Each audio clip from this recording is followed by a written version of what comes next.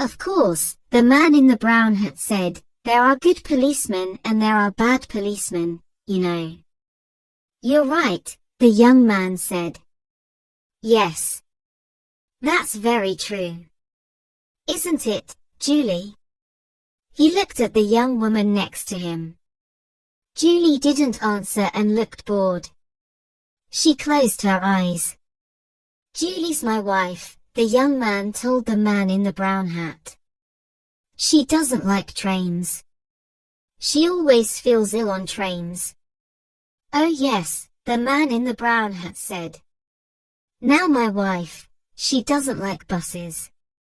She nearly had an accident on a bus once. It was last year. No, it wasn't. It was 2 years ago. I remember now. It was in Manchester. He told a long, boring story about his wife and a bus in Manchester. It was a hot day and the train was slow. There were 7 people in the carriage. There was the man in the brown hat, the young man and his wife, Julie, a mother and 2 children, and a tall dark man in an expensive suit. The young man's name was Bill. He had short brown hair and a happy smile. His wife, Julie, had long red hair and very green eyes, the color of seawater. They were very beautiful eyes. The man in the brown hat talked and talked. He had a big red face and a loud voice. He talked to Bill because Bill liked to talk too. The man in the brown hat laughed a lot, and when he laughed, Bill laughed too. Bill liked talking and laughing with people. The 2 children were hot and bored. They didn't want to sit down. They wanted to be noisy and run up and down the train. Now sit down and be quiet, their mother said. She was a small woman with a tired face and a tired voice. I don't want to sit down, the little boy said. I'm thirsty. Here. Have an orange, his mother said. She took an orange out of her bag and gave it to him. I want an orange too, the little girl said loudly. All right. Here you are, said her mother. Eat it nicely, now. The children ate their oranges and were quiet for a minute. Then the little boy said, I want a drink. I'm thirsty. The tall dark man took out his newspaper and began to read. Julie opened her eyes and looked at the back page of his newspaper. She read about the weather in Budapest and about the football in Liverpool. She wasn't interested in Budapest and she didn't like football, but she didn't want to listen to Bill and the man in the brown hat. Talk, talk, talk, she thought. Bill never stops talking.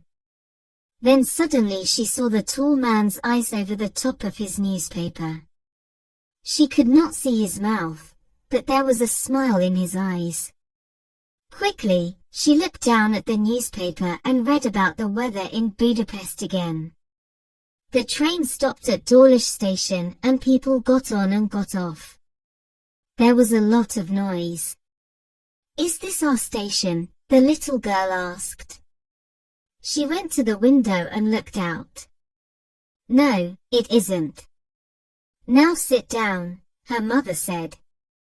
We're going to Penzance, the little girl told Bill. For our holidays. Yes, her mother said. My sister's got a little hotel by the sea. We're staying there. It's cheap, you see. Yes, the man in the brown hat said.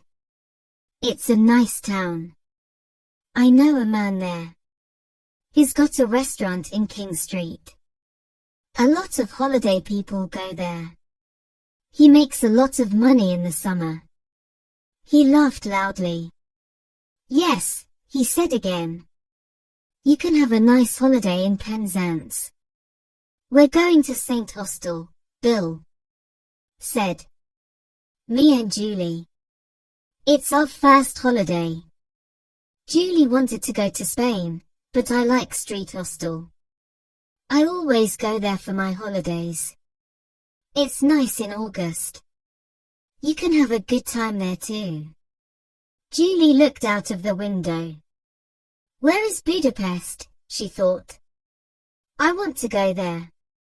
I want to go to Vienna, to Paris, to Rome, to Athens. Her green eyes were bored and angry. Through the window she watched the little villages and hills of England. The man in the brown hat looked at Julie. You're right, he said to Bill. You can have a good time on holiday in England. We always go to Brighton, me and the wife. But the weather. We went one year, and it rained every day. Morning, afternoon, and night. It's true. It never stopped raining. He laughed loudly. We nearly went home after the first week. Bill laughed too. What did you do all day, then? He asked. Julie read about the weather in Budapest for the third time. Then she looked at the tall man's hands. They were long, brown hands, very clean. Nice hands, she thought. He wore a very expensive Japanese watch. Japan, she thought. I'd like to go to Japan. She looked up and saw the man's eyes again over the top of his newspaper. This time she did not look away. Green eyes looked into dark brown eyes for a long, slow minute. After Newton Abbot station the guard came into the carriage to look at their tickets. Now then, he said, where are we all going? This train's late, the man in the brown hat said. 20 minutes late, by my watch. 10 minutes, the guard said. That's all. He smiled at Julie. The tall dark man put his newspaper down, found his ticket, and gave it to the guard. The guard looked at it. You're all right, sir, he said. The boat doesn't leave Plymouth before 6 o'clock. You've got lots of time. The tall man smiled, put his ticket back in his pocket and opened his newspaper again. Julie didn't look at him. A boat, she thought. He's taking a boat from Plymouth. Where's he going? She looked at him again with her long green eyes. He read his newspaper and didn't look at her. But his eyes smiled. The train stopped at Totnes station and more people got on and off. Everybody's going on holiday, Bill said. He laughed. It's going to be wonderful. No work for 2 weeks. It's a nice, quiet town, St. Austell. We can stay in bed in the mornings, and sit and talk in the afternoons, and have a coffee or two in the evenings. Eh, Julie? He looked at his wife. Are you all right, Julie? Yes, Bill, she said quietly. I'm okay. She looked out of the window again. The train went more quickly now, and it began to rain. Bill and the man in the brown hat talked and talked. Bill told a long story about 2 men and a dog, and the man in the brown hat laughed very loudly. That's a good story, he said. I like that. You tell it very well. Do you know the story about? And he told Bill a story about a Frenchman and a bicycle. Why do people laugh at these stories? Julie thought. They're so boring. But Bill liked it. Then he told a story about an old woman and a cat, and the man in the brown hat laughed again. That's good, too. I don't know. How do you remember them all? Because, Julie thought, he tells them every day. I don't understand, the little girl said suddenly. She looked at Bill. Why did the cat die? Shush. Be quiet, her mother said. Come and eat your sandwiches now. That's all right, Bill said. I like children. The man in the brown hat looked at the children's sandwiches. I'm hungry, too, he said. You can get sandwiches in the restaurant on this train.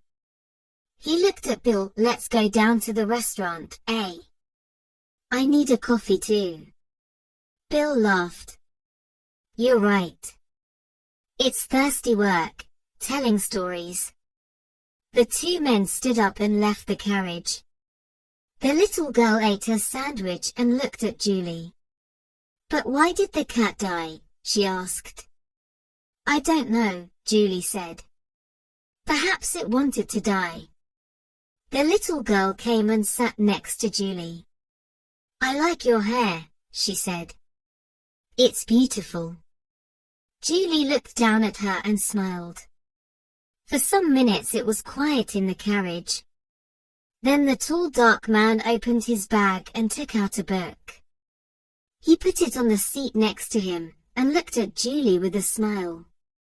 Julie looked back at him and then down at the book. Famous towns of Italy, she read. Venice, Florence, Rome, Naples. She looked away again, out of the window at the rain. 2 weeks in St. Hostel, she thought. With Bill in the rain. After half an hour the two men came back to the carriage. There are a lot of people on this train, Bill said. Do you want a sandwich, Julie? No, she said. I'm not hungry. You eat them. The train was nearly at Plymouth. Doors opened and people began to move. A lot of people get on here, the man in the brown hat said. The tall dark man stood up and put his book and his newspaper in his bag. Then he picked up his bag and left the carriage. The train stopped at the station. A lot of people got on the train, and 2 women and an old man came into the carriage. They had a lot of bags with them. Bill and the man in the brown hat stood up and helped them. One of the women had a big bag of apples. The bag broke and the apples went all over the carriage. Oh damn, she said. Everybody laughed and helped her to find the apples. The train moved away from Plymouth Station. After a minute or two everybody sat down and the woman gave some apples to the children. Where's Julie? Bill said suddenly. She's not here. Perhaps she went to the restaurant, the man in the brown hat said. But she wasn't hungry, Bill said. She told me. The little girl looked at Bill. She got off the train at Plymouth, she said. With the tall dark man. I saw them. Of course she didn't. Bill said. She's on this train. She didn't get off. Yes, she did, the children's mother said suddenly. I saw her too. The tall man waited for her on the platform. He waited for her. Bill's mouth was open. But he read his newspaper all the time. He didn't talk to Julie. And she never talked to him. They didn't say a word. People don't always need words, young man, the children's mother said. But she's my wife. Bill's face was red and angry. She can't do that, he said loudly. He stood up. I'm going to stop the train. Everybody looked at him and the 2 children laughed. No, the man in the brown hat said, no, you don't want to do that. Sit down and eat your sandwiches, my friend. But I don't understand. Why did she go? What am I going to do? Bill's face was very unhappy. After a second or two he sat down again. What am I going to do? He said again. Nothing, the man in the brown hat said. He ate his sandwich slowly. Go and have your holiday in St. Austell. You can have a good time there. Forget about Julie. Those green eyes, now. He took out a second sandwich and began to eat it. I knew a woman once with green eyes. She gave me a very bad time. No, you want to forget about Julie.